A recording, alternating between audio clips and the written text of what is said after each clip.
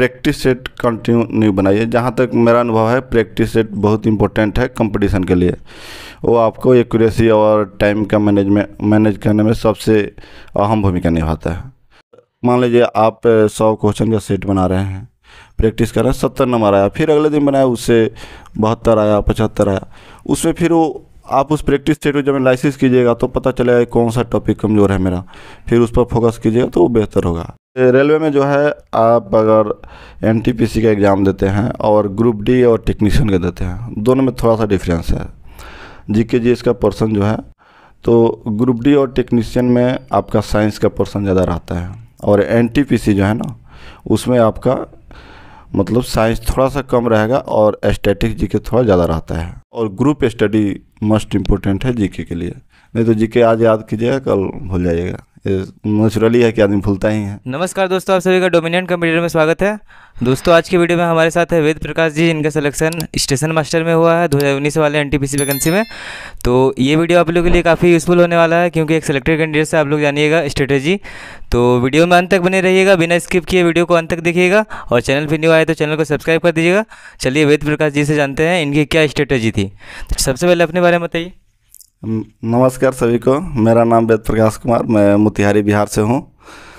और इससे पहले मैं सीआईएसएफ में जॉब करता था, लगभग 3 साल जॉब करके फिर यहाँ स्टेशन मास्टर में ज्वाइन किया हूँ। अपने एजुकेशन क्वालिफिकेशन के बारे में बताइए। मैं 2012 में मैट्रिक पास किया, उसके बाद में 2014 इंटर पास किया, उसके बाद मेरा ग्रेजुएशन फाइनल हुआ 2018 में। पटना में 2 साल मैंने कंपटीशन तैयारी किया, फिर मैं अपने होम टाउन मोतिहारी से ही बाकी तैयारी किया हूँ। बेसिकली हम लोग वहाँ मोतिहारी में ग्रुप डिस्कस ज़्यादा करते थे और प्रैक्टिस सेट बनाते थे। फ्रेंड्स, यदि आप रेलवे, एसएससी, बैंकिंग या किसी भी कॉम्पिटिटिव एग्जाम की तैयारी कर रहे हैं तो उस एग्ज़ाम को क्रैक करने में मॉक टेस्ट का इंपॉर्टेंट रोल है। आप प्ले स्टोर पर जाकर प्रेप ऐप इंस्टॉल कर सकते हैं, और इस कोड को यूज करके आप मात्र 199 रुपये में पूरे 1 साल तक अनलिमिटेड ऑनलाइन मॉक्स और प्रीवियस ईयर पेपर लगा सकते हैं। इसके साथ ही इसमें बहुत सारे फ्री मॉक टेस्ट भी दिए हुए हैं, आप उसे भी लगा सकते हैं। इसका लिंक मैं आपको डिस्क्रिप्शन और कमेंट बॉक्स में दे दूंगा, तो आप इसे इंस्टॉल जरूर कर लें। जैसे आपके घर में भी किन्हीं का सिलेक्शन हुआ इससे पहले? नहीं, मैं अपने परिवार में पहला ऐसा बंदा हूँ जो जॉब में आया हूँ। गवर्नमेंट जॉब में मैं पहला ऐसा कैंडिडेट हूँ जो आया हूँ। आपके गांव में? मेरे गांव में है 2-3 लोग हैं जो अलग अलग जॉब में हैं, बट रेलवे में नहीं है। और स्टेशन मास्टर जो पोस्ट पर आए हैं उसमें मेरे जान पहचान में कोई नहीं था इससे पहले। आपको गवर्नमेंट जॉब का इंप्रेशन कहाँ से मिला कि गवर्नमेंट जॉब की तैयारी करनी चाहिए? गवर्नमेंट जब शुरुआत में इंटर पास किया तो जहाँ मैं रहता था मोतिहारी में, तो उसके अगल बगल के बच्चे लोग तैयारी करते थे, तो उनको देख करके मेरे को लगा कि तैयारी करना चाहिए। हालांकि शुरुआत में मेरा दोस्त सब बोलता था कि जब हम इंटर में थे, साइंस में पढ़ते थे, तो कि हम लोग इंजीनियरिंग करेंगे, बट उस साल थोड़ा रिजल्ट अच्छा नहीं आया तो सबका मूड बदल गया। तो फिर हम लोग कंपटीशन तैयारी में लग गए। उसके लिए फिर मैं पटना आया, पटना रह करके 2 साल स्टडी किया, और वहाँ आने के बाद बहुत सारा जानकारी मिला कि कैसे तैयारी करना है, क्या करना है। फिर उसी के आधार पर तैयारी करने लगा आदमी। अब वेद प्रकाश जी से जानेंगे हर सब्जेक्ट की अलग अलग स्ट्रेटेजी, क्योंकि बहुत सारे बच्चों को ये जानना होता है कि वो कैसे पढ़े, कैसे स्टार्टिंग करें। तो सबसे पहले मैथ के बारे में कुछ बताइए। देखिए, मैथ जो है, पहले आप सब्जेक्ट मतलब टॉपिक वाइज तैयारी कर लीजिए, उसके बाद में प्रैक्टिस सेट कंटिन्यू बनाइए। जहाँ तक मेरा अनुभव है, प्रैक्टिस सेट बहुत इंपॉर्टेंट है कंपटीशन के लिए। वो आपको एक्यूरेसी और टाइम का मैनेज करने में सबसे अहम भूमिका निभाता है। उसके बाद आपको रीजनिंग में भी वही चीज़ है कि आप पहले इनिशियल से, बेसिक से टॉपिक वाइज पढ़िए और उसके बाद उसको प्रैक्टिस सेट बनाइए। जैसे जो बिगिनर्स है, जो स्टार्टिंग किए हैं, उनके लिए कोई मैथ का बुक बताइए जो एकदम बेसिक से पढ़े, वो जो उसमें दिया हो। मैथ हो पहले बेसिक है, कोई भी टीचर पढ़ाता है या कोई भी बुक से आप बेसिक से पहले पढ़ें, ताकि आपको बेसिक मालूम होगा, और डिटेल में जब मालूम होगा तभी आप शॉर्टकट या कोई ट्रिक अप्लाई कर सकते हैं। ट्रिक जो है, कभी कभी अगर आप ध्यान में नहीं रहता है तो बेसिक कॉन्सेप्ट आपको है तो आप आसानी से बना पाइएगा। अगर बेसिक कॉन्सेप्ट आपको क्लियर नहीं है तो फिर हर जगह ट्रिक काम नहीं कर सकता है। जैसे बेसिक के लिए वो कौन सा बुक फॉलो करें, RS अग्रवाल या फिर ऑनलाइन कोई? अभी तो बहुत सारा बुक है, एसएससी के लिए तो अलग है। हालांकि रेलवे के लिए प्लेटफॉर्म की बुक हम लोग ज़्यादा प्रैक्टिस उससे करते थे, और और भी 2-4 है बुक। मैथ में कम से कम कितना टाइम दे एक दिन में? मैथ में आप शुरुआत में 3 घंटे दीजिए, और जब आपका बेसिक कंप्लीट हो जाए तो 1 घंटे प्रैक्टिस कीजिए और 1 घंटा जो है रिवाइज के तौर पर दीजिए। 2 घंटा इनफ है मैथ के लिए मेरे हिसाब से। जैसे बहुत सारे बच्चे रहते हैं उन जिनका मैथ स्ट्रीम रहता है, जो मैथ कभी पढ़े हैं उनका मैथ तो सही रहता है, लेकिन बहुत सारे बच्चे मैथ से भागते हैं। जो मान लीजिए वो 10th का एग्ज़ाम भी दिए हैं, 10th बोर्ड, तो उनका 10th में अच्छा मार्क्स नहीं होता है, तो उनको रिजल्ट बनाना है तो वो कैसे करें? उसके लिए तो उनको शुरुआत से पहले मेहनत करना होगा, बेसिक चीज़ों को पहले फोकस करना होगा, ताकि जब बेसिक क्लियर होगी ना तो फिर उनका रुचि जाएगा मैथ में। अगर बेसिक कंसेप्ट क्लियर नहीं है, आप जैसे मान लीजिए आप गुना भागा नहीं जानते हैं और उससे एक टॉप चलिए करने, तो नहीं होगा। बेसिक कंसेप्ट क्लियर होगा, फिर आप प्रैक्टिस कीजिए। क्वेश्चन बैंक उठा करके देखिए, सबसे अच्छा तैयारी का जरिया है क्वेश्चन बैंक। क्वेश्चन बैंक से आपको पता चलता है पिछले एग्जाम के बारे में कैसा क्वेश्चन रहा, तो आपको एक बेस मिलता है कि हमको जो तैयारी कर रहे हैं तो क्वेश्चन का क्या स्टैंडर्ड है, उसके अकॉर्डिंग आप अपना स्ट्रेटजी बनाएंगे। शुरुआत में आपको बेसिक नॉलेज के लिए मतलब 0 से पढ़ना पड़ेगा। अगर जिसका कमज़ोर है तो उनको टेंशन करने की ज़रूरत नहीं है। हर कोई सीख करके आया नहीं है, यहीं सीखता है। कोई जो है थोड़ा पहले ध्यान दिया तो उनका अच्छा हो गया, मैट्रिक तक अच्छा है तो उनको लगता है कि मेरा इसमें है, कॉन्फिडेंस उनको मिलता है। जिनका अच्छा नहीं है, उनको मैट्रिक तक अच्छा नहीं है, उनको कॉन्फिडेंस नहीं मिलता है। तो इस कंडीशन में वो मतलब ये नहीं सोचे कि मैं ज़्यादा कमज़ोर हूँ, वो थोड़ा सा टाइम ले और अच्छा से मतलब बेस कंप्लीट करके जाए, डिटेल में करके जाए, फिर उनको आसानी होगा आगे चलकर। साइंस के बारे में बताइए। साइंस का मेन फैक्टर रहता है रेलवे एग्ज़ाम में, तो उनके बारे में थोड़ा बताइए, साइंस को कहाँ से पढ़ें? देखिए, साइंस रेलवे में जो है, आप अगर एनटीपीसी का एग्ज़ाम देते हैं और ग्रुप डी और टेक्नीशियन का देते हैं, दोनों में थोड़ा सा डिफरेंस है। जीके जीएस का पर्सन जो है, तो ग्रुप डी और टेक्नीशियन में आपका साइंस का पर्सन ज़्यादा रहता है, और एनटीपीसी जो है ना, उसमें आपका मतलब साइंस थोड़ा सा कम रहेगा और स्टैटिक जीके थोड़ा ज़्यादा रहता है। तो उनको अपने अकॉर्डिंग जो है उसको देखना पड़ेगा। साइंस में न्यूमेरिकल भी रहते हैं क्या? नहीं, एनटीपीसी में न्यूमेरिकल नहीं मिलेगा। ग्रुप डी और टेक्नीशियन में साइंस का न्यूमेरिकल मिलेगा, एनटीपीसी में ना बराबर मिलेगा, 1-2 मुश्किल से हो सकता है। मतलब 1-2 न्यूमेरिकल वो आसानी से कर सकते हैं या फिर ज़्यादा टफ रहता है? हाँ, वो आसानी से कर सकते हैं। अगर नहीं भी करें तो अगर 40 क्वेश्चन है टोटल जीके जीएस में, 1-2 अगर आप नहीं जानते हैं तो कोई बड़ा फैक्टर नहीं है। रिजल्ट लाने के लिए 2-4 छोड़ दीजिए, कोई दिक्कत नहीं है। रीजनिंग के बारे में बताइए। रीजनिंग आपने कहाँ से पढ़ा था?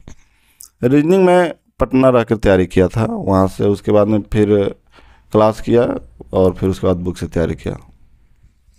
कभी कभी जैसे एग्ज़ाम देने बच्चे जाते हैं तो एग्ज़ाम से पहले उनकी प्रिपरेशन काफ़ी अच्छी होती है, लेकिन एग्ज़ाम देने वो जाते हैं तो बहुत सारा नर्वस फील करते हैं और जो आता हुआ क्वेश्चन वो भी भूल जाते हैं। तो नर्वसनेस को कैसे दूर करें?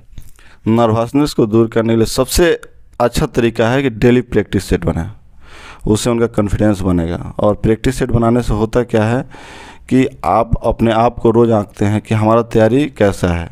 डेली आपका तैयारी जो कर रहे हैं उसमें अच्छा हो रहा है तो आपको दिखेगा। अगर मान लीजिए आप 100 क्वेश्चन का सेट बना रहे हैं, प्रैक्टिस कर रहे हैं, 70 नंबर आया, फिर अगले दिन बनाया उससे 72 आया, 75 आया, उसमें फिर वो आप उस प्रैक्टिस सेट को जब एनालिसिस कीजिएगा तो पता चलेगा कौन सा टॉपिक कमज़ोर है मेरा, फिर उस पर फोकस कीजिएगा तो वो बेहतर होगा। और इस तरह जा कर के आपका मतलब बूस्ट होगा तैयारी। मेन प्रैक्टिस सेट पर फोकस करना ज़रूरी है। जीके के बारे में बताइए। जीके के लिए जो है, आप जैसे शुरुआत में हैं तो 1-2 टॉपिक जो है, जैसे मैथ हो गया, रीजनिंग हो गया, तो आप उस पर 3-3 घंटा समय दे रहे हैं तो ठीक है, 2-3 घंटा उस पर समय दीजिए। जीके पर शुरुआत से ही पढ़िए कंटिन्यू। जीके एक ऐसा सब्जेक्ट है जो आप सोचिए कि हम 10 दिन में कर लें तो नहीं हो पाएगा, कंटिन्यू टाइम देना पड़ेगा उसमें। तो 1 घंटा करके 1.5 घंटा करके कंटिन्यू दीजिए। अगर आपका मैथ का तैयारी अच्छा हो गया तो आप बेसिक से लेकर के हर चीज़ कर लीजिए, तो फिर आप प्रैक्टिस सेट बना रहे हैं तो आपको बुक में पढ़ने की ज़रूरत नहीं है। आपको उस कंडीशन में क्या है, जब प्रैक्टिस सेट बना रहे हैं, कोई टॉपिक में आपका क्वेश्चन फंस गया तो उस टॉपिक को आप अलग से देख लीजिए, बाद बाकी टोटल समय जीके जीएस में दीजिए। आपका 2 सब्जेक्ट है, जब आपके पास अच्छा हो गया, स्ट्रांग हो गया, तो एक सब्जेक्ट बचता है जो जीके जीएस का पर्सन है, तो उस पर ज़्यादा समय दीजिए। और उसके लिए भी है प्रैक्टिस सेट करना, और ग्रुप स्टडी मस्ट इम्पोर्टेंट है जीके के लिए।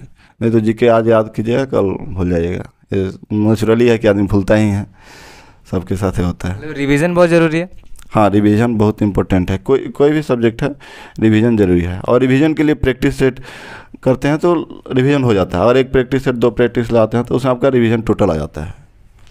जैसे आप एक सेलेक्टेड कैंडिडेट है, आपकी वीडियो देख के तो बहुत सारे बच्चे मोटिवेट होंगे ही, लेकिन समय समय पर वो पढ़ते पढ़ते कभी कभी डीमोटिवेट हो जाते हैं।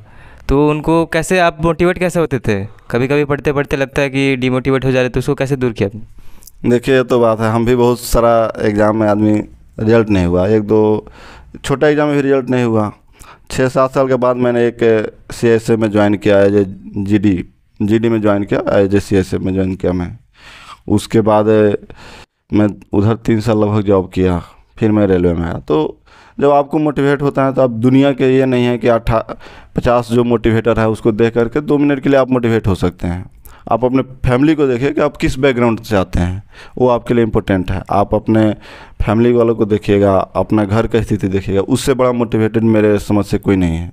ताकि जिस उद्देश्य से आप कहीं जा रहे हैं तैयारी करने, तो वहाँ डिपेंड करता है कि आपका जो बैकग्राउंड है, जहाँ से आए हैं, तो वो बहुत इम्पोर्टेंट है कि आपके लिए वही सबसे मतलब मोटिवेशन का अच्छा है, और लॉन्ग टाइम आप उससे मोटिवेट रहिएगा। बाकी आप वीडियो देखिएगा, 1 दिन 2 दिन 5 दिन आपको मोटिवेट मिलेगा, फिर बाद बाकी नॉर्मल हो जाएगा। जैसे अभी NTPC की कोई वैकेंसी आने वाली है क्या? हाँ, ऐसे जून में सुनने में आ रहा है कि आएगा। वो तो दिया भी था, कैलेंडर के तौर पर दिया था, मतलब जो कैलेंडर जारी किया था ना रेलवे वाला, इधर उसमें दिया था कि जून में आएगा। अब देखिए चुनाव के बाद क्या होता है। जो बच्चे अभी ALP टेक्नीशियन के फॉर्म भरे हैं, उनके लिए अभी जो समय बचा हुआ है, क्या उस समय पे वो तैयारी कर सकते हैं अपना, जो एकदम बेसिक कुछ भी तैयारी नहीं की हो?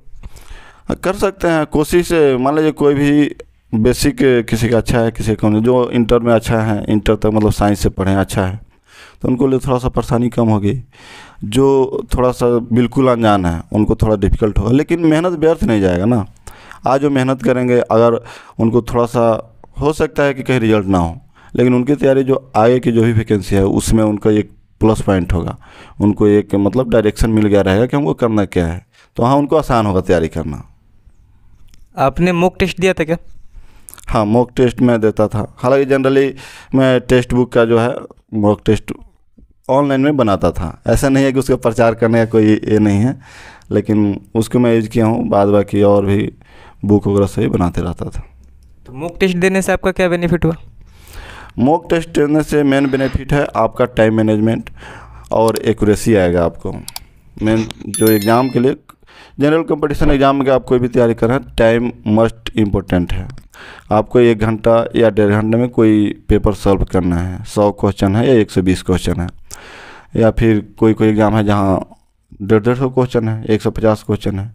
तो वहाँ पे मेन चीज़ है कि आप टाइम कैसे मैनेज करेंगे। टाइम मैनेज करने के लिए आप प्रैक्टिस कीजिएगा, मॉक टेस्ट दिएगा, उसी से टाइम मैनेज होगा। बाद बाकी आप तो कंसेप्ट जानने के लिए बना ही रहे हैं बुक से, तो कंसेप्ट क्लियर है, लेकिन आपको टाइम मैनेज करना है, तो उसके लिए आपको मतलब इम्पोर्टेंट है मॉक टेस्ट देना। चाहे किसी भी बुक से दीजिए, वो फ़र्क नहीं होता है, लेकिन मॉक टेस्ट डेली 1 लगाना चाहिए मेरे हिसाब से। अगर आपका 2 सब्जेक्ट जैसे मैथ रीजनिंग का आपने बेसिक कंप्लीट कर लिया है, तो मॉक टेस्ट डेली 1 लगाइए, तब जा कर के आपका तैयारी और बूस्टअप होगा। मतलब मैथ रीजनिंग में जो भी कमियां हैं वो भी दूर होगी। उसके बाद आपका टाइम मैनेज भी बहुत होगा। अगर आप महीना दिन मॉक टेस्ट बना के कोई भी बच्चा देखेगा ना, तो उसको फ़र्क दिख जाएगा कि पहले कोई सेट बनाता है उसमें कितना टाइम वो लगाता है, और महीना दिन बाद और कोई सेट बनाता है तो उसमें क्या टाइम लगता है। और न्यूज़पेपर आप पढ़ते थे क्या? न्यूज़पेपर का कुछ रोल है स्टूडेंट की लाइफ में? न्यूज़पेपर में अच्छा है कि आप दर्पण प्रतियोगिता पढ़िए, या एक मार्गदर्शन करके आता है जो पत्रिका टाइप से आता है, वो पढ़िए। बाद बाकी न्यूज़पेपर तो पढ़ सकते हैं, बट उसमें और बहुत सारे खबर होती है जो एग्ज़ाम से रिलेटेड नहीं है। एग्ज़ाम से रिलेटेड कुछ ही पर्सन है, तो आपको टाइम भी ध्यान में रखना है। तो आप दर्पण प्रतियोगिता वगैरह हो गया, ये सब देखें तो और है, या फिर करंट अफेयर का बुक भी देख सकता है, कोई ये नहीं है। आगे और कोई एग्ज़ाम की तैयारी कर रहे हैं क्या आप? अभी तो कोई तैयारी नहीं हो रहा है, लेकिन अब ट्रेनिंग में है अभी ना। ट्रेनिंग से जाने के बाद तैयारी शुरू करेंगे, और वहीं स्टेट PCS और करना है तो स्टेट PCS वगैरह का तैयारी किया जाएगा। दूसरा अब इससे नीचे लोग तक कर नहीं सकते हैं। तो दोस्तों, इस वीडियो में आपने वेद प्रकाश जी का वीडियो देखा, जो कि आपको बहुत अच्छे से गाइड किए हैं, और ये वीडियो आपको अच्छी लगी होगी तो वीडियो को लाइक कर दीजिएगा और शेयर कर दीजिएगा और चैनल को सब्सक्राइब कर दीजिएगा। और वेद प्रकाश जी का बहुत बहुत धन्यवाद हमारे लिए टाइम देने के लिए। Thank you. इस चैनल पर देखने वाले सभी लोगों को मेरा धन्यवाद। आप मेहनत कीजिए और अच्छा नौकरी लीजिए।